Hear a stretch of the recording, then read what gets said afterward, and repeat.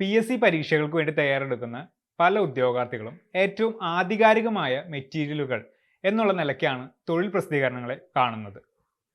PSCയിൽ നടക്കുന്ന പല കാര്യങ്ങളെ പറ്റിയും നമുക്ക് അറിവ് നൽകുന്നുണ്ടെങ്കിൽ കൂടിയും ഇതിൽ ആവശ്യമില്ലാത്ത ഒരുപാട് കാര്യങ്ങൾ വായിച്ചിരുന്ന് സമയം കളയുന്നതാണ് PSCയിലെ തുടക്കക്കാർ. ഇന്നത്തെ നമ്മുടെ വീഡിയോയിൽ നമ്മൾ ഡിസ്കസ് ചെയ്യാൻ പോകുന്നത് തുടക്കക്കാർ എങ്ങനെയാണ് ഈ മെറ്റീരിയലുകളെ സമീപിക്കേണ്ടത് എന്നുള്ളതാണ്. നമുക്ക് വീഡിയോയിലേക്ക് കടക്കാം. Hi, this is Vishnu. Welcome to intense academy.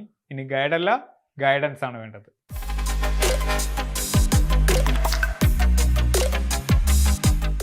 തുടക്കക്കാരായ PSC ഉദ്യോഗാർത്ഥികൾ ഏറ്റവും ആദ്യം മനസ്സിലാക്കേണ്ട ഒരു പോയിന്റ് ഉണ്ട്. ഡിസോർഡേഡ് ആയിട്ടുള്ള ഡാറ്റ പഠിക്കാതിരിക്കുക എന്നുള്ളത്.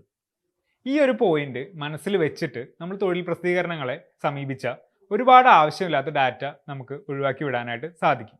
ഇനി ഓർഡർ ആയിട്ടുള്ള ഡാറ്റ പഠിച്ചാലോ? റിവിഷൻ ചെയ്യാനായിട്ട് കിട്ടാത്ത കാര്യങ്ങൾ ഒരിക്കലും നമ്മൾ ഫോളോ ചെയ്യാനായിട്ടും പാടില്ല.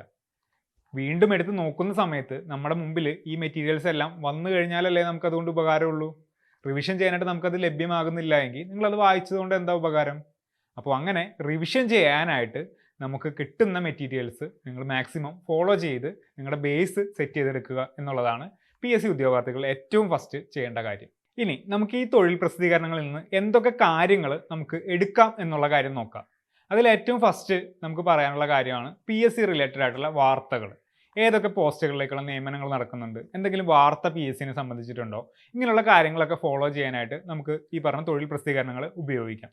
രണ്ടാമത് PSC നടത്തിയിട്ടുള്ള പരീക്ഷകളുടെ ക്വസ്റ്റ്യൻ പേപ്പർ അനലൈസ് ചെയ്ത് പഠിക്കാനായിട്ട് ഈ ഒരു കാര്യത്തിന് വേണ്ടിയിട്ട് നമുക്ക് ഈ പറഞ്ഞ തൊഴിൽ പ്രസിദ്ധീകരണങ്ങൾ ഉപയോഗിക്കാം. മൂന്നാമതായിട്ട് നമുക്ക് റിവിഷൻ ചെയ്യാനായിട്ട് നമുക്ക് ഉപകരിക്കുന്ന ഡാറ്റാസ്, അതും ഓർഡർ ആയിട്ടുള്ള ഡാറ്റാസ് നമുക്ക് കട്ട് ചെയ്ത് സൂക്ഷിക്കണം എന്നുണ്ടെങ്കിൽ അതിനും നമുക്ക് ഈ പറയുന്ന തൊഴിൽ പ്രസിദ്ധീകരണങ്ങൾ നമുക്ക് ഉപയോഗിക്കാം. പിന്നെ ഇതിൽ പ്രധാനപ്പെട്ട 2 സെക്ഷൻസ് കൂടി ഉണ്ട്. ഒന്ന് റാങ്ക് ഹോൾഡേഴ്സിൻ്റെ എന്തെങ്കിലുമുള്ള ഇൻ്റർവ്യൂവും, 2 PSCയുടെ വിദഗ്ധർ പറയുന്ന ഓരോ പരീക്ഷകൾ കഴിയുമ്പോൾ അതിനെക്കുറിച്ചിട്ടുള്ള ഒപ്പീനിയൻസും. ഈ 2 കാര്യങ്ങളുടെ ആധികാരികത എത്രത്തോളം ഉണ്ടെന്നുള്ള കാര്യത്തിൽ എനിക്ക് അത്ര ഒരു സംശയമുള്ള കാര്യമാണ്. അതിൻ്റെ പ്രധാനപ്പെട്ട കാര്യം എന്ന് വെച്ച് കഴിഞ്ഞാൽ, ഒന്ന് റാങ്ക് ഹോൾഡേഴ്സിൻ്റെ ഇൻ്റർവ്യൂസിൽ വരുന്ന സമയത്ത് ഇപ്പോൾ ഞാൻ പഠിപ്പിച്ച കുട്ടികളുടെ ഇൻ്റർവ്യൂസ് അതിനകത്ത് വരാറുണ്ട്. ഈ കുട്ടികളുടെ നമ്പർ അവർ കളക്ട് ചെയ്യുന്നത് എൻ്റെ നിന്ന് നമ്പർ എടുത്തിട്ടാണ്. അപ്പോൾ ഈ നമ്പർ എടുത്ത് കളക്ട് ചെയ്തിട്ടും അവർ എവിടെയാണ് പഠിച്ചതെന്നുള്ള കാര്യങ്ങളോ അല്ലെങ്കിൽ എന്തൊക്കെ മെറ്റീരിയൽസ് ആണ് യൂസ് ചെയ്തതെന്നുള്ള കാര്യങ്ങളോ ഇതൊന്നും അതിനകത്ത് ഉണ്ടാവില്ല. ഭൂരിഭാഗം പേരും ഞങ്ങളുടെ മെറ്റീരിയൽസ് സ്ഥിരമായിട്ട് വായിക്കാറുണ്ടായിരുന്നു എന്നുള്ള കാര്യം മാത്രമാണ്.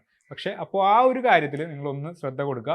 അവർ പഠിച്ചിട്ടുണ്ടാവുക ഈ ഒരു രീതിയിൽ തന്നെ ആയിരിക്കില്ല, വേറെ ഒരുപാട് രീതികൾ അതിനകത്തുണ്ട് എന്നുള്ള കാര്യം കൂടി നിങ്ങൾ മനസ്സിൽ വയ്ക്കുക. അടുത്തതായിട്ട് അതിനകത്ത് വിദഗ്ധർ എന്ന് എഴുതുന്ന അല്ലെങ്കിൽ വിശേഷിപ്പിക്കുന്ന ആളുകൾ എഴുതുന്ന കോളംസ് ഉണ്ട്. അപ്പോൾ ഈ കോളംസ് ഇവർ തന്നെ കൊടുക്കുന്നതാണോ എന്നുള്ളത് ഉള്ള ഒരു ചെറിയ ആധികാരികതയുടെ പ്രശ്നം ആണ്, എനിക്കുള്ള സംശയമാണ്. അപ്പോൾ അത് എനിക്കൊരു ചെറിയ തെളിവ് അതിനകത്ത് കിട്ടിയിരുന്നു. അതിൻ്റെ ബേസിസിൽ എനിക്കൊരു സംശയം തോന്നി. ഞാൻ ചെക്ക് ചെയ്തപ്പോൾ കാര്യം ശരിയാണ് എന്നുള്ളത് എനിക്ക് മനസ്സിലാക്കുകയും ചെയ്തു. അപ്പോൾ അത് കൂടുതൽ ഞാൻ എക്സ്പ്ലെയിൻ ചെയ്യുന്നില്ല എന്താണ് കാര്യം എന്നുള്ളത്. അപ്പോൾ ഇത്രമാത്രം മനസ്സിലാക്കുക.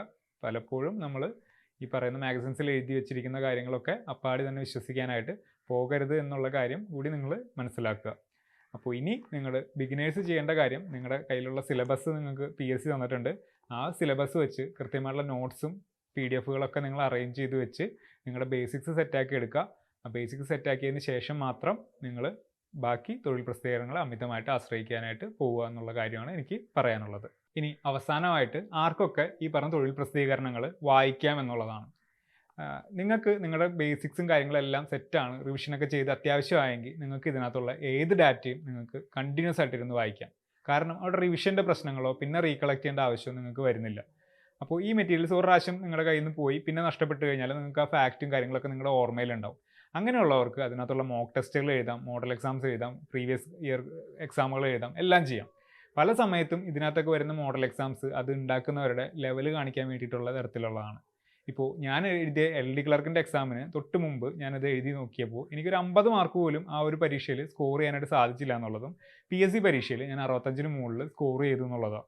അപ്പോൾ ഒരിക്കലും നമ്മുടെ ലെവൽ പരിശോധിക്കാൻ വേണ്ടിയിട്ട് ഇതിനകത്തുള്ള മോഡൽ എക്സാമുകളെയും നിങ്ങൾ കാണരുത്. അപ്പോൾ ഈ ഒരു കാര്യം നിങ്ങൾ എപ്പോഴും മനസ്സിൽ ഓർക്കുക. ഈ പ്രസിദ്ധീകരണങ്ങളെ ഈ ഒരു രീതിയിൽ നിങ്ങൾ സമീപിക്കുക.